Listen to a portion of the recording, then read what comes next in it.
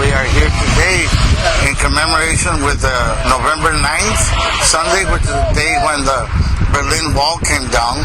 So our hope is that the wall, what's been built, will come down, and we are sending a message to President-elect Obama that as part of the new national agenda, we demand that a moratorium, a freeze, be instituted on the border wall until there's real public hearings in the Rio Grande Valley and along the border, because 98% of the people are totally against the wall.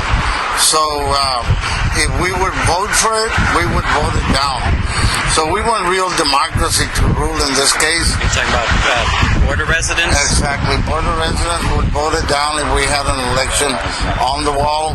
So we didn't vote for it. We don't want it. The majority of the people don't want it. We're talking about from Chamber of Commerce to activists like us. We're united like we've never been before because we don't want it. I don't think you can get that much consensus across the country in any issue. And on this issue, we have a consensus. Mayors, city council people, school board people, young people, older people. Nobody wants the wall. So we think that President-elect Obama will listen to us.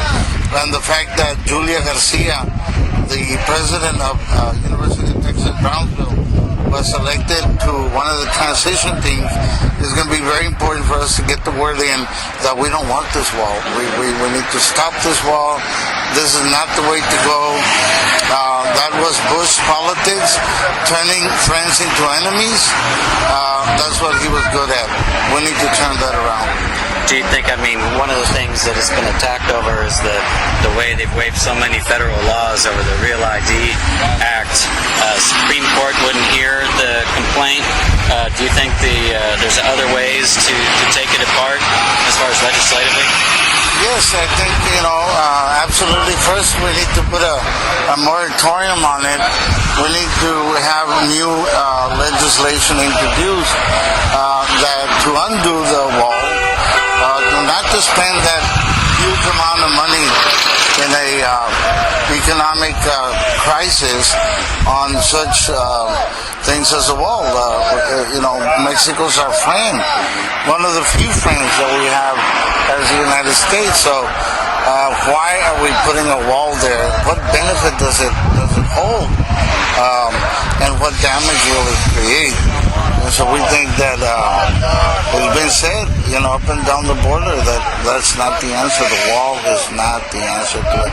If there's a problem in terms of immigration, then clearly, if people got documents, there wouldn't be any undocumented people, but they won't get the documents from the government.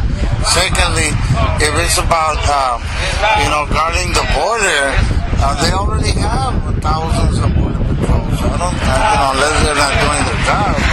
Senator Grijalva out of Arizona has been very active and outspoken, but we haven't seen the Texas delegation really get caught onto this issue. Do you expect that to change with the democratically controlled Senate? Well, it's going to be a tough battle because some of the insiders within the Democratic Party, and sort of the old, good old boy sort of corrupt system is about getting Homeland Security monies to support the local budget at whatever the cost. There is no dignity in that kind of politics, both from the Democratic Party and from the affected communities on the border. So if they were to take into account what Barack Obama took into account in the election, you get the population to come out and vote. They do get excited. We do get excited about voting when we have something at stake. But when it is the politics of slamming it down our throats like Chertoff did, that is something we're not very appreciative of. We don't respect the man. He's not welcomed in South Texas. And we're going to celebrate the day that he leaves office. And so the second thing is we want Lieberman off Homeland Security because he has been an enemy to the Mexican people, to the Latino people, and to the immigrant community. So we want some redress to these issues in order to begin to make some change, to dismantle that racist politics of militarizing the border to one of understanding, friendship, community, communication.